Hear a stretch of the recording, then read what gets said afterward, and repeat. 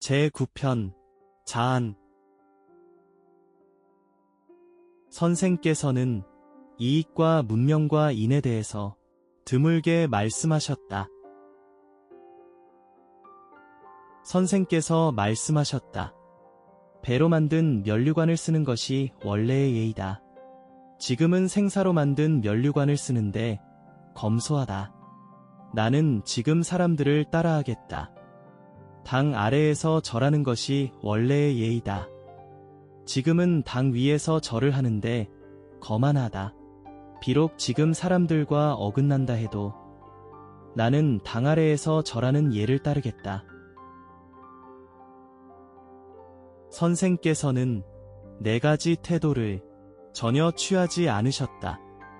억측하지 않았고, 기필하지 않았고, 집착하지 않았고, 자기만을 내세우지 않았다. 선생께서 광지방에서 위험에 처하시자 다음과 같이 말씀하셨다. 문왕께서 이미 돌아가셨으니 그 제도와 문물을 전할 사명이 나에게 있지 않은가? 하늘이 이 제도와 문물을 없애려고 한다면 뒤에 죽을 사람들이 이 제도와 문물을 알 수 없을 것이거니와 하늘이 아직 이 제도와 문물을 없애려고 하지 않는다면 광지방 사람들이 나를 어떻게 하겠느냐? 뇌가 말했다. 선생께서는 나는 세상에 등용되지 못했기 때문에 여러 재주를 익혔다. 고 말씀하셨다. 선생께서 말씀하셨다. 나는 아는 것이 있을까? 아는 것이 없다. 어떤 무지렁이가 내게 무언가 물었는데 내가 아는 게 없다면 나는 양쪽 극단으로부터 차근차근 알아보며 최선을 다해서 말해준다. 선생께서는 상복 입은 사람과 모자 쓰고 위아래로 성장한 사람과 앞을 못 보는 사람을 만나면 비록 나이가 적어도 반드시 일어나셨고 곁을 지나갈 때는 반드시 종종걸음하셨다. 자공이 말했다. 여기 아름다운 옥이 있는데 상자에 넣어 보관해 두시겠습니까? 살 사람을 찾아 파시겠습니까? 선생께서 말씀하셨다. 팔겠다. 팔겠다. 나는 살 사람을 기다린다. 선생께서 말씀하셨다. 관직에 나가면 공경을 섬기고 집에 들어오면 부형을 섬기고 상사에 감히 정성을 다하지 않는 경우가 없고 술에 빠지지 않는 것 중 나는 어떤 것을 이루었나? 선생께서 시냇가에 계시던 중 말씀하셨다. 가는 것이 이 물과 같구나. 밤에도 낮에도 멈추지 않는구나. 선생께서 말씀하셨다. 나는 아직 색을 좋아하듯 덕을 좋아하는 사람을 보지 못했다. 선생께서 말씀하셨다.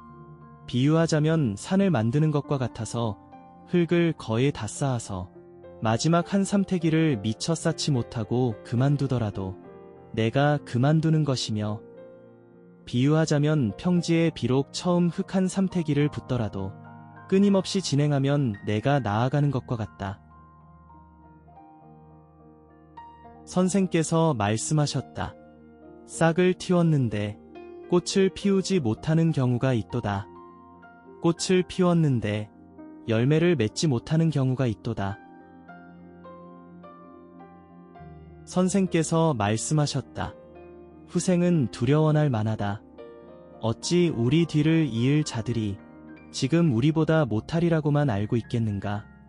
다만 나이 40~50이 되어도 들리는 것이 없다면 이 또한 두려워할 것이 없을 뿐이로다. 선생께서 말씀하셨다. 옳은 도리를 담아서 해주는 말을 따르지 않을 수 있겠는가? 나의 잘못을 고치는 것이 중요하다. 완곡하게 해주는 말을 기뻐하지 않을 수 있겠는가? 그 실마리를 찾는 것이 중요하다. 기뻐하되 실마리를 찾지 않고 따르되 잘못을 고치지 않는다면 나는 어찌할 방법이 없다. 선생께서 말씀하셨다.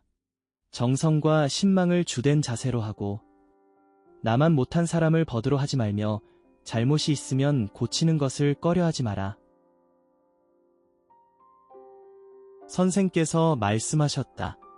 삼군의 군대로부터 그 우두머리 장수를 빼앗을 수는 있지만 필부로부터 그 의지를 빼앗을 수는 없다. 선생께서 말씀하셨다. 떨어진 솜옷을 입고 여우나 담비 가죽으로 만든 옷을 입은 사람과 같이 서 있어도 부끄러워하지 않을 사람은 아마 자로이리라. 남을 시기하지 않고 남의 것을 탐내지 않으니 어찌 선하지 않으리요? 자로가 죽을 때까지 그 말을 외우려고 하자. 선생께서 말씀하셨다. 이것만 가지고 어찌 선하다고 하기에 충분하겠느냐? 선생께서 말씀하셨다. 지혜로운 사람은 미혹되지 않고 어진 사람은 근심하지 않고 용감한 사람은 두려워하지 않는다. 선생께서 말씀하셨다.